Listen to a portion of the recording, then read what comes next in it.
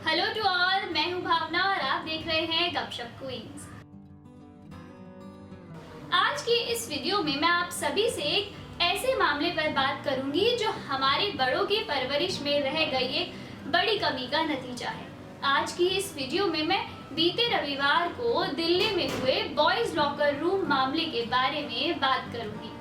दरअसल मामला कुछ ऐसा था कि दिल्ली में 21 नाबालिगों ने एक सोशल मीडिया ऐप इंस्टाग्राम पर चैट ग्रुप बनाया। ग्रुप बनाना गलत नहीं है, लेकिन उस ग्रुप में जिस तरह की बातें और फोटो शेयर की गई वो किसी भी रूप में एक्सेप्टेबल नहीं होगा। इस ग्रुप में सभी नाबालिग गैंग रेप, सेक्सुअल वायलेंस जैसी कई क्रिमिनल एक्टिविटीज के बारे में बात करते रहे।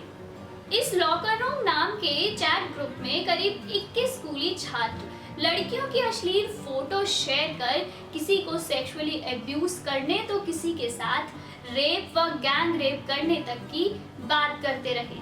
रविवार को मामला सामने आया तो साइबर सेल एक्टिव हुआ।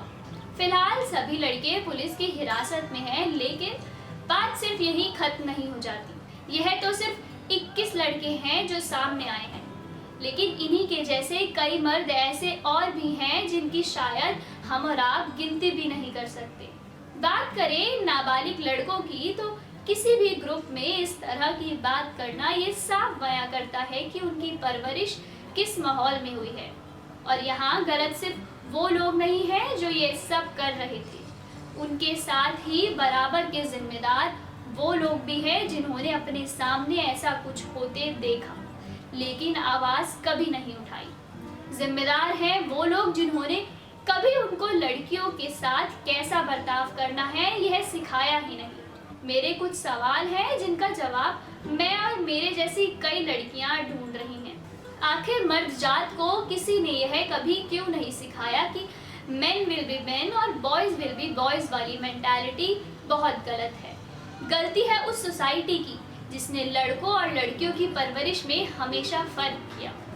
क्यों लड़कों की कोई भी गलती सिर्फ लड़का होने की वजह से नजरअंदाज कर दी गई। कभी डोमेस्टिक वायलेंस, कभी मी टू तो कभी बॉयज लॉकर रूम। होता वही है, बस नाम बदल जाता है। आखिर क्यों ये घटने की बजाय अलग अलग नामों के साथ सामने आ जाता है। आखिर 130 करोड़ की पॉपुलेशन होने के बाद सिर्फ मुट्ठी भर लोग ही इसके खिलाफ क्यों आवाज उठाते हैं। ऐसा इसलिए क्योंकि वो हमारी माँ या हमारी बहन नहीं थी। किसी भी घटना पर अपना एक्शन लेने के लिए क्यों किसी का हमारी माँ या बहन होना जरूरी हो जाता है। शायद इसलिए क्योंकि वो तो अपनी है भी नहीं तो हम समझेंगे भी नहीं। उसके शरीर की इज्जत करने के लिए क्यों उसका तुम्हारी माँ या बहन होना जरूरी हो जाता है। लेकिन शर्म की बात तो यह है कि आज भी 130 करोड़ की आबादी में कितने ही करोड़ मर्द ऐसे हैं जिन्हें आज भी अपनी माँ, बेटी, बहन तक की इज्जत करना नहीं आता।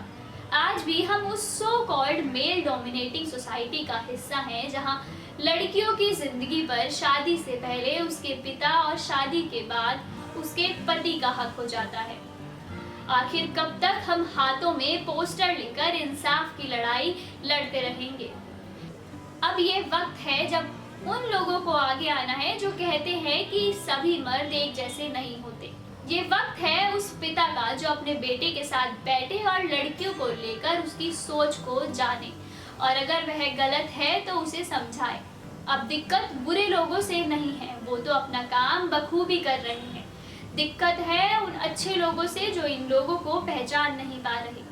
शायद ऐसी घटिया सोच के लोग आपके साथ रोज उठते बैठते होंगे, लेकिन आप उनकी इन घटिया हरकतों को मजाक में लेकर नजरअंदाज कर देते होंगे। लेकिन अब वक्त है ऐसे लोगों को सामने लाने का।